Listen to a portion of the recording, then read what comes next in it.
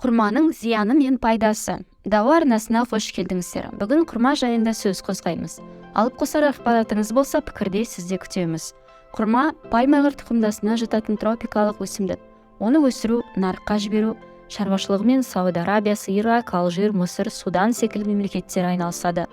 Ал оны өсіру процесімен өткен видеода бөліскен болатынбыз. Ал бүгін құрманың ағзаға пайдасы мен зияны туралы айтамыз. Жайғасып отырыңыздар, бұл нәрселер сізге болашақта керек болады. Құрманың құрамы.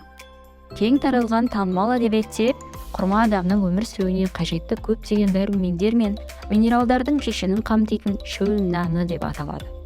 Шығыс аңыздарында адамдардың денсаулыққа көп зиян келтірместен жылдар бойы құрма мен суды ғана жегені айтылады. Дегенмен, мұндай бағалау негізінен мифологиялық болып табылады. Бірақ тұтастай алғанда құрма жемістері шын мәнінде бір қатар микро және макро элементтерді біріктіреді. Олардың арасында мыс салыстырмалы түрде жоғары концентрацияда ерекшеленеді. Адамның тәуліктік мөлшерінің шамамен 25-30% қажет. Калий 25-20%, магний 10-15% құрайды екен. Кестеде көрсетілгендей, құрмада минералдар да, дәрумендер де баршылық. Құрманың пайдасы. Құрманың қандай жағдайда ағзаға ем болатыны туралы айтамыз. Медицина ілімінде құрманы бір күнде ең көп дегенде 5 данасын жеуге кеңес береді. Мысалы, Израильде жүргізілген зерттеулерде құрманың алмаға қарағанда көбірек дәрумендер бере алатыны дәлелденген. Сонымен қатар, құрма мынандай жағдайларда адам ағзасына ем бола алады. Құрманың жүрекке пайдасы. Құрманың құрамында калий мөлшері көптігі соншалық ол жүрек жұмысына әсер ете алады. Себебі калий адам ағзасындағы әрбір жасушамен тінде кездесетін тірі талшық. Оның көмегімен артериялық қысымның бір қалыптылығы сақталады. Калий ағзаға жетіспей жатса, гипокалемия дертіне шалдығуы мүмкін. Сонымен қатар, әлсіздік пен жүрек ұстамалары орын алады. Ал құрманың арқасында осындай келеңсіздіктің алдын алуға болады. Бауырға пайдасы. Құрманың бойындағы заттар белсенді түрде бауырды токсиндерден тазартуға көмектеседі. Бауыр фиброзы белгілерін жеңілдетіп, цирроздың пайда болу қаупін сейілтеді. Егер құрманы аш қарынға жесе, ішектегі бауырдағы құрттарды өлтіреді. Үшіншіден, А дәрумені көз жанарына қандай пайдасы барын білесіз. Ал құрманың бойындағы бұл дәрумен көзге жетерліктей көлемде кездеседі. А дәрумен немесе ретинол көздің қасаң қабығын нығайтады және көру өткірлігіне ол әсер тигізеді.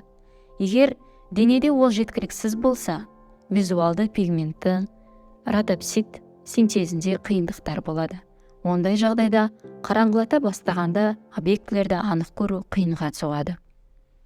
Төртінші жағдай. Құрма күні бойғы жететін қуат бере алады. Бар болған 3 данасын жесеңіз, өзіңізді сергек сезінесіз. Егер өзіңізде асқазан функциясы бұзылғанын байқасаңыз, дереу рационға құрманы қосуға кеңес берер едік. Себебі дәрігерлер құрманы асқазан, ішек жолының аурулары, тіпті асқазан жарасының профилактикасы үшін де пайдалануға болатынын айтады. Алтыншы. Шашыңыз әлсіз, сынғыш болса, тері құрғақ және әжім ерте пайда болса, құрма жеу керек. Оны косметикалық маскалар құрамына қосуға болады. Себебі құрмада йодтың мөлшері көп. Егер құрманы сүт араластырып, қалампыр қосып, ішсе, өкпенің қабынуы, тамақтыққа суық тию, тыныс жолдарын емдеуге таптырмас шипа болар еді. Себебі құрманың құрамында танин бар. Ол кез келген қабынулар мен жарақаттарды жасатын қабілетке ие. Құрма А, Е, Б дәрумендеріне де бай. Алмадағы темірдің 2 естесі құрмадан табуға болады. Сол себепті қан аз болған кісіге көп жеуге кеңес беріледі. 8-шіден, жаңа босанған ана үшін таптырмас жеміс, өйткені ана сүтін көбейтеді.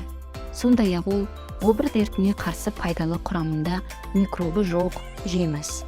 Құрма сеуіктерін үгітіп, кофе қайнатып ішсе, жүйке жүйесін тыныштандырып демалдырады. Сонымен қоса, құрманы жатардан бұрын жесе, сал ауруына қарсы өте пайдалы. Жүктілік кезінде көптеген әйелдің біраз уақыт жүрегі айнып және де физиологиялық өзгерістер жүреді. Нәтижесінде ағзада калий жетіспеушілігі басталады. Сондықтан жүкті әйел құрамында осы элементтері бар тамақтарды жеу керек. Калий құрмада көп мөлшерде бар деуге болады. Ол болашақ ананың ағзасындағы судың тепе-теңдігін сақтауға көмектеседі. Калий ағзаға миға қажетті оттегіні алуға көмектеседі және ойдың сергектігін қамтамасыз етеді. Мұнымен қоса, ағзаға қажетті суды және де бүйректегі қалдықтар мен зәрдің шығуын реттейді. Құрмадағы тағы бір маңызды минерал темір. Ол қанның қызыл жасушаларындағы эритроциттер түзуші гемоглобиннің жұмысын реттейді. Қаназдықтың алдын алады және баланың дұрыс жетілуіне көмек береді. Эритроциттер оттегі мен көмір қышқылды алмастыруда маңызды рөл атқарады. Құрма темірге бай, сондықтан да күніне 15 құрмадан артық жеген адам ағзаға қажетті темірді алған болады.